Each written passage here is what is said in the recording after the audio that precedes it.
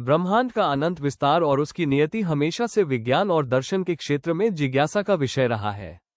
अनंत विस्तार की अवधारणा ये दर्शाती है कि ब्रह्मांड में कोई सीमा नहीं है, ये लगातार बढ़ता जा रहा है। हर चीज का अंत कैसे होगा? हमारा, इस ग्रह का और यहां तक कि खुद ब्रह्मांड का भी। ये एक ऐसा सवाल है जो न जाने कब से इंसानों को परेशान करता आया है। तो चलिए आज मिलकर इस बहुत बड़ी, इस ब्रह्मांडीय पहेली को सुलझाने की कोशिश करते हैं। तो सबसे बड़ा सवाल यही है, क्या ये ब्रह्मांड हमेशा हमेशा के लिए ऐसे ही चलता रहेगा या फिर एक दिन सब कुछ रुक जाएगा? क्या समय का भी कोई अंत है? यही वो बड़ा सवाल है जिसका जवाब हम आज खोजने निकले हैं। देखिए, पहले वैज्ञानिकों को लगता था कि ब्रह्मांड का अंत बिग क्रंच से होगा, मतलब सब कुछ वापस एक छोटे से बिंदु में सिमट जाएगा। लेकिन अब हमारी समझ पूरी तरह से बदल चुकी है। जैसा कि यहां दिख रहा है, अब हम जानते हैं कि एक रहस्यमयी डार्क एनर्जी ब्रह्मांड को बाहर की ओर धकेल रही है और ये खिंचाव ये लगातार और तेज होता जा रहा है। तो इसका मतलब क्या हुआ? अगर ब्रह्मांड वापस नहीं सिमटेगा तो फिर उसका आखिरी भाग्य क्या होगा? बस यहीं से कहानी और भी दिलचस्प हो जाती है, क्योंकि ये हमें एक ऐसे अंत की ओर ले जाती है जहां समय कभी खत्म ही नहीं होता। अच्छा, अगर ब्रह्मांड हमेशा फैलता ही रहेगा तो भविष्य कैसा दिखेगा? वैज्ञानिक इसे कहते हैं बिग चिल या हीट डेथ। सोचिए, ये कोई धमाका नहीं होगा, बल्कि हर चीज का धीरे धीरे, बहुत धीरे धीरे ठंडा पड़कर खत्म हो जाना है। इस तेज फैलाव के पीछे का कारण है डार्क एनर्जी। सोचिए, गुरुत्वाकर्षण यानी ग्रेविटी हर चीज को एक साथ खींचना चाहती है, लेकिन डार्क एनर्जी एक उल्टी ताकत है जो हर चीज को दूर धकेल रही है।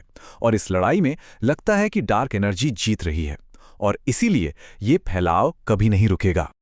तो ये बिग चिल आखिर होगा कैसे? देखिए, ये कई स्टेप्स में होगा।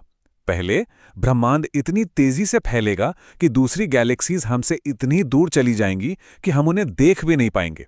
फिर खरबों साल बाद आखिरी तारे भी अपनी रोशनी खो देंगे, बुझ जाएंगे और आखिर में ब्रह्मांड एक ठंडा, अंधेरा और लगभग पूरी तरह से खाली शून्य बनकर रह जाएगा। ये सोचना भी कितना मुश्किल है ना? एक ऐसा भविष्य जहां कुछ भी नहीं होता, कोई रोशनी नहीं, कोई गर्मी नहीं, बस अनंत अंधेरा और खामोशी, जहां समय का शायद कोई मतलब ही नहीं रह जाएगा। तो ठीक है, मान लिया कि समय का कोई किनारा नहीं है, लेकिन क्या ब्रह्मांड में किसी और तरह के किनारे हो सकते हैं? क्या स्पेस और टाइम के इस ताने बाने में ऐसी जगह हैं जहां रास्ते खत्म हो जाते हैं? ये सवाल हमें समय के अंत से हटाकर अंतरिक्ष की सीमाओं की ओर ले जाता है। और जब हम ब्रह्मांड के किनारों की बात करते हैं तो एक ही चीज दिमाग में आती है, ब्लैक होल। हर ब्लैक होल के चारों ओर एक अदृश्य सीमा होती है जिसे इवेंट हॉराइजन कहते हैं। ये वो पॉइंट है जिसके बाद वापसी का कोई रास्ता नहीं है। ये सचमुच में ब्रह्मांड का एक ऐसा किनारा है जहां फिजिक्स के हमारे जाने पहचाने नियम टूट जाते हैं।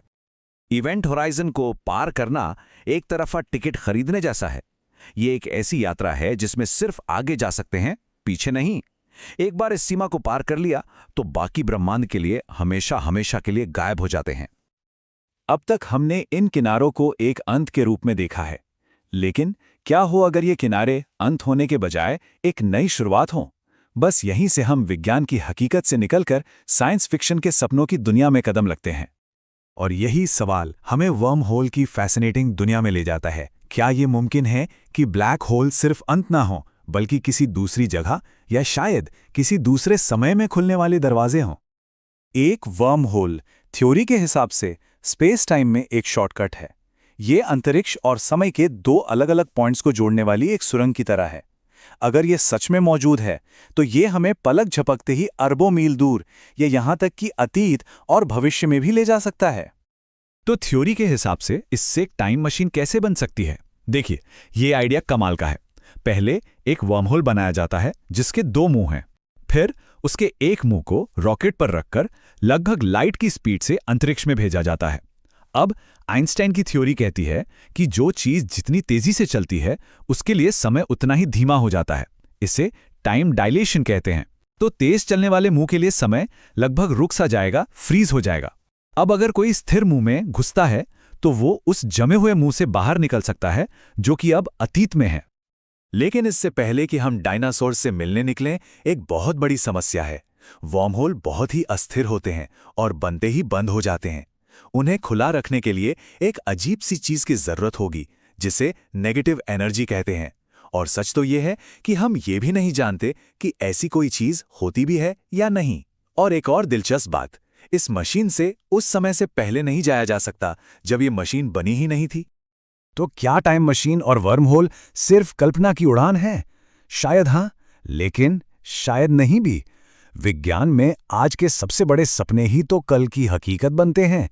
चलिए देखते हैं कि कैसे कल्पना और भौतिकी एक दूसरे से हाथ मिलाते हैं।